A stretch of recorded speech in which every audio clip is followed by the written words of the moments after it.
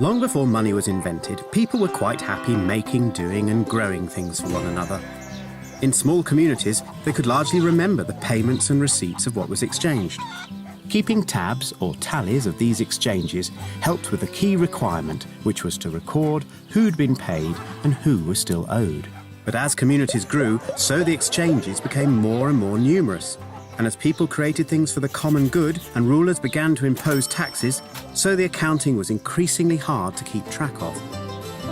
Once people start using money to facilitate trade, whether in the form of shells, barley, feathers, or whale's teeth, some useful characteristics of money become apparent. Barley, for example, is heavy to carry, so not portable or even durable. Whale's teeth are hard to split into two, so not easily divisible. Shells can be picked up on any beach. Yippee! So not exactly scarce. And if the token standing as money doesn't have much intrinsic value, like feathers, it's hard to trade outside your immediate community. Another noticeable feature of money was that having a lot of it made you powerful, and power could get you a lot of it. So kings hit on the idea of minting coins from precious metals, stamping them with an emblem that guaranteed their weight and value. Metal money ticked all the money boxes, and because it had intrinsic value, it could be used to trade with other communities. But the success of metal money brought temptation, and sovereigns soon realized that by slimming down the coins or slipping cheaper base metals into the mix, they could make money by circulating debased currency worth less than face value. In ancient China, they invented a coinage system, where the coins had holes punched in them. So if you needed to measure out large denominations, you could just run a string through the center of the coins, and a particular length of string would hold 100 or 1,000 at once.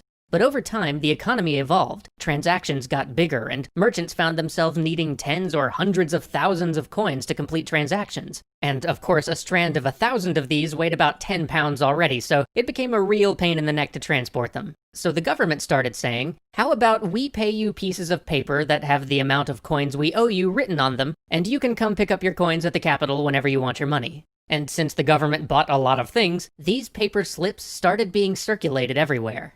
Soon, merchants realized that these slips of paper were always good, that they could be turned in at the capital for however much was written on them whenever they wanted. So heck, why even go to the trouble of turning them in? Why not just trade the slips of paper to other merchants for their goods? Thus, the merchants began using these promissory notes, or essentially government IOUs, as money. And then the government caught on and simply started printing up money. So by the time we got the Travels of Marco Polo, paper money was widespread, and this idea started to catch on even outside of China. Sometimes with little success, like when Gekatu, the corrupt Ikan of the Middle East, tried to introduce paper money after he'd already splurged the royal money, and had his economy collapse to a cow plague. He basically fell prey to the misconception that simply printing money was literally a way to print money. Needless to say, he was promptly strangled with a bowstring. But sometimes, in other places, the idea started to take stronger hold, especially Italy. The Italian city-states had already been playing with this idea a little. They were the economic dynamos of Europe, and the first truly great trading cities on the continent since the ancient world. They were also basically always at war. This made carrying around great heaping piles of cash a wee bit of a danger. So the merchants came up with a new system, influenced by the tales from China. At first, they began simply issuing promissory notes, basically IOUs. Merchants would get to a new town and stock up on supplies and trade goods, but rather than carrying the cash to pay for them across dangerous country, they would just give the seller an IOU, often backed by a very famous or wealthy merchant, promising to pay for the goods at a later date. But here's the trick. To keep anybody from having to haul all that money around, the merchant wouldn't ever actually end up paying the seller directly. Instead, he would just pay a bank in his hometown. Here's how it would work. The merchant selling the goods would take the promissory note he got for them to his local bank, which he had access to, unlike most of Europe, because the Crusades had accidentally created modern banking. Why let a little crusade get in the way of a good story about fiscal instruments? So, he would take the note down to the bank and cash it in for slightly less than its face value. Basically, the bank was buying the note from him for some amount less than it was worth. Then the bank, which would have branches in other cities, would send a rider with a stack of these notes out to whatever specific city those notes had originally come from. When the rider got to the city, he would hand them to the local branch of the bank, and then the local branch would go collect from the merchant who had bought the goods. So the merchant could pay for goods in a far-off location by paying his local bank after the fact. A pretty huge step forward for commerce. But what if the bank didn't have a branch in the merchant's hometown? Well, then the bank would just sell the promissory note to another bank that did have one there. So these promissory notes sort of started to take on a value of their own. People started trading these notes, and soon the banks got in on the action and just let you take out notes from the bank itself if you had the deposits to cover it. But this didn't reach its full form for quite some time. Fast forward about 300 years and move halfway across the continent to the little island hanging off of Italy's side. When we last left off in England in 1640, the first unofficial banknotes were starting to circulate. But in the early 1660s in Stockholm, the first semi-official banknotes, the first banknotes from what we might think of as a central bank, the first banknotes that really started to replace a hard currency, began to appear. But with those banknotes come the problem of unregulated fractional reserve banking. The year is 1695. The English have just gotten themselves kicked around in the Channel by the French, and if we know anything about history, we know that that will never do. So the English establish a central bank, the Bank of England, to raise money and to help the government pay to refit the navy. As part of this, they issued banknotes. But the idea of banknotes and their role in the economy had been a topic of debate in England for a few years, which leads us to the first of our roguish economic theorists, and yes, this is his real name. Paper money was no different. Because when you start printing money, it comes with a lot of questions. Now, you might think that the first question would be, how much money should we print? But actually, before you can even figure out things like how to regulate how much money's being printed, you first have to ask, who's gonna print the money?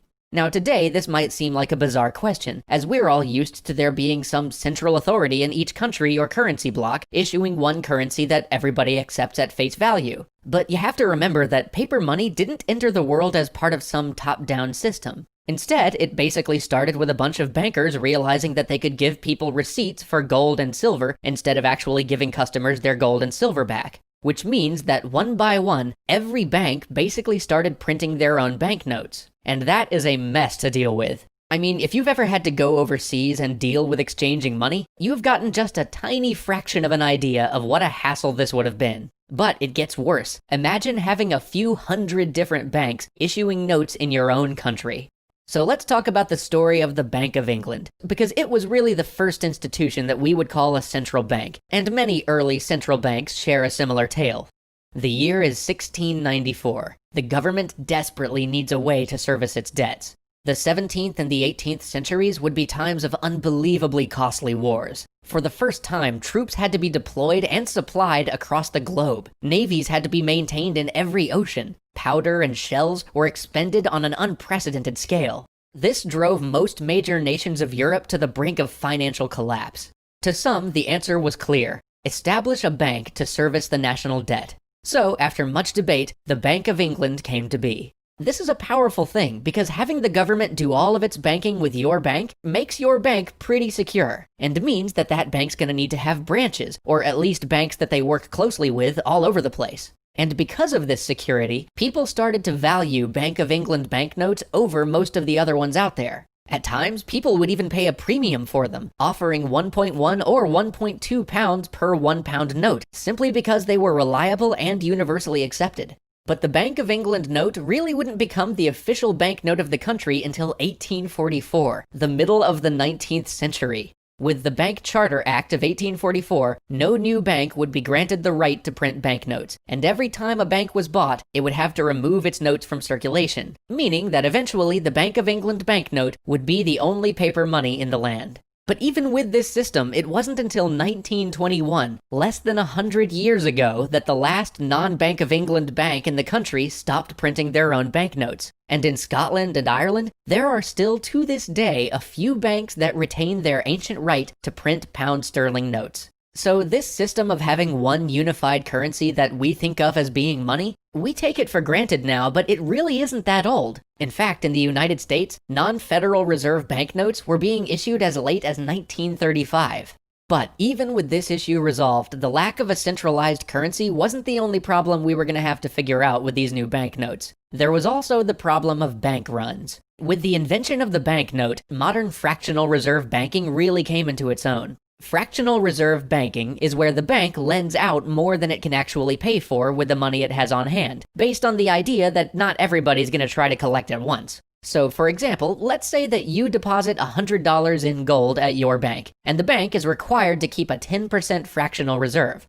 That means that when you deposited that $100 in gold, you enabled your bank to lend out an additional $1,000 in banknotes. This system is a great thing because it means that the money supply can expand far past the amount of gold or silver in an economy. In this series, we rarely get far into the 20th century because it's hard to have historical perspective on events that are that close to our own time. But today, we're gonna have to roar into the latter half of the 20th century to show you just how recently this idea came to be. This idea that seems so normal, that we all take for granted as if it were always the case. The idea that money is worth something because we all agree it is.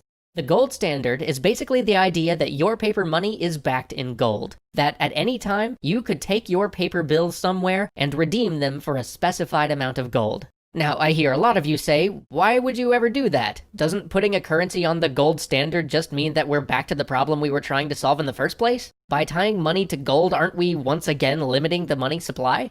The short answer to that is yes, and we're gonna see just how that plays out. The longer answer is, sort of. This is a pretty complicated economic question, too complex to really get into here, but the concise version is that having paper money backed in gold, rather than using gold directly, allows far more options when you need to expand the money supply. Right as paper money was becoming the standard in Europe, international trade was really starting to pick up. The Industrial Revolution was getting into full swing, and raw materials and finished goods had to be shipped and traded at a pace never before seen. Simultaneously, mercantilism, that isolationist monetary policy that we discussed in an earlier episode, is coming to an end, causing trade to rocket to even greater heights. But what happens when your ship full of cargo docks in some foreign port, and you try to hand the local merchant your funny green paper money to buy their goods, while they try to hand you their funny pink paper money to buy what you've got on your ship?